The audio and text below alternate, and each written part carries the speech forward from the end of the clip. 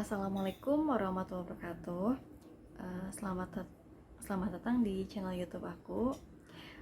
Ini pertama kalinya aku ngevlog. Jadi kalau misalnya ada kata-kata aku yang belepotan, jadi tolong dimaklumi ya.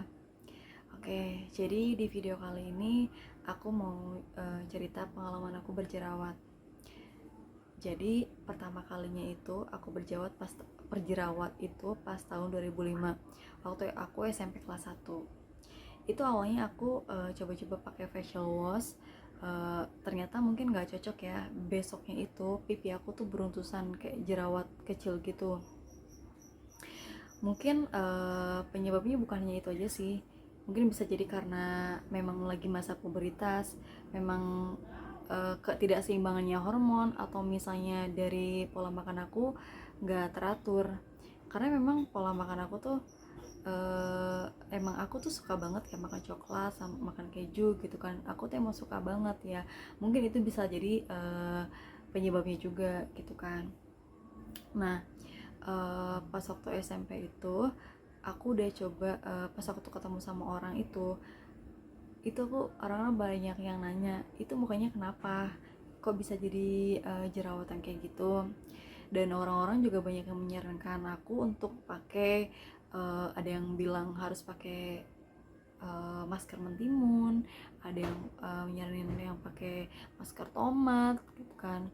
Itu udah aku coba pakai masker tomat, cuman nggak tahu kenapa ya, pas aku pakai masker tomat itu tuh muka aku tuh nggak cocok, merah-merah gitu, kayak gatal-gatal gitu. Ini aku nggak nerusin kan. Eh, Lalu aku juga pernah pakai bedak sari pohaci. Terus aku juga pernah pakai sareang kaung gitu kan. Mungkin orang tua Sunda dulu tuh tahu sareang kaung itu apa. Aku juga sekarang lupa lagi sih bentukannya kayak gimana, karena itu emang udah dulu banget kan. Nah, uh, aku udah pakai sabun sulfur juga, tapi tetap aja nggak cocok gitu kan. Sempet hopeless sih gitu kan, udah pakai ini itu ternyata nggak cocok, nggak ada hasil gitu kan. Tapi ya udahlah gitu kan. Aku sabar dulu aja. Pas waktu kelas 2 itu aku masih jerawatan. Bahkan waktu kelas 2 itu aku muncul jerawat batu 1, 2, dan 3 gitu kan di muka aku. Sempet down sih gitu, sempet aku tuh malu banget gitu kan ke kantin juga gitu. Bahkan sampai aku tuh ke kantin aja itu tuh aku sampai minta tolong ke teman aku gitu, karena saking gak maunya aku ketemu banyak orang gitu, saking aku malunya gitu kan. Aku tuh bener insecure banget waktu itu. Apalagi ditambah ada salah satu teman kelas aku tuh emang suka ngatain aku kan, dasar si jerawat batu gitu kan. Pada saat itu mungkin aku memang tersinggung ya, karena memang mungkin masih kecil. Jadi kalau misalnya ada orang yang ngatain tuh selalu diambil hati kan. Nah, karena aku udah bingung harus pakai apa lagi dan nggak ada hasil, udah coba pakai ini itu nggak ada hasil. Dengan bodohnya tangan aku tuh gatal. Aku tuh malah mencet-mencet jerawat aku. Yang ada kan bukannya nambah, bukannya ada bukannya sembuh kan muka aku, jadi malah ada bopengnya gitu kan. Yang ternyata jerawat doang tuh sekarang kada pencet-pencet, jadi muka aku tuh bopengan gitu kan.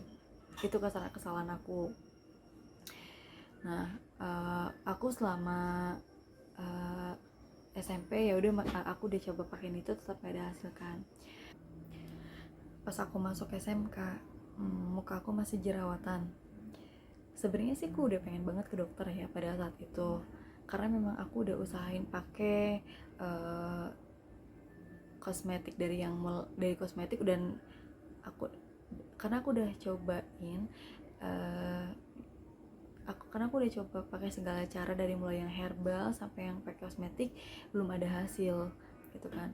Cuman karena memang pada saat itu aku belum punya uang, jadi ya udah aku sementara itu aku pakai dulu skincare yang bisa aku beli di supermarket kan. Nah, pas setelah keluar sekolah, dan tepatnya tahun 2013 itu tuh muka aku parah-parahnya gitu kan. Jerawat aku tuh muncul lagi di muka, jerawat-jerawat di pipi itu bernanah gitu kan pada saat itu. Akhirnya aku tanya teman aku, dan teman aku tuh rekomendasiin aku untuk treatment di dokter Ria Umu yang ada di Sukabumi. Ya udah aku coba kan ke dokter Ria. Pas saat aku datang ke sana, itu tuh antri banget di sana, banyak banget orang yang treatment di sana. Nah, setelah aku beberapa kali treatment di sana, memang ada hasil. Aku treatment di dokter Ria itu, jadi jerawat batu aku tuh udah mulai kempes, cuman memang bopengnya belum nutup ya. Di sana itu aku fokus dulu untuk ngempesin jerawat gitu, setidaknya tuh mulai berkurang lah jerawat aku. Nah, karena aku dimutasi kerja, jadi aku tuh udah nggak treatment lagi di sana, dan aku udah bener lepas krim dokter. Waktu tahun 2016 aku mulai intens lagi treatment di dokter Ria, karena memang aku udah dimutasi lagi kerjanya ke, karena aku udah mulai dimutasi lagi, lokasi kerjanya itu deket sama lokasi biasa aku treatment di dokter Ria ini. Karena pertengahan 2016 aku harus merantau ke Jakarta, akhirnya aku bener-bener nggak treatment di sana lagi, dan aku bener-bener udah nggak pakai krim dari dokter yaitu. Akhirnya aku pakai skincare lagi yang biasa aku beli di supermarket. Nah, sampai pada tahun 2020 itu bekas jerawat aku tuh banyak lagi, banyak banget, sampai bopengnya pun bener-bener kelihatan banget, sangat kelihatan. Ini hasilnya, ini nih, ini bukan hasilnya, sorry, ini foto aku waktu pas tahun 2020.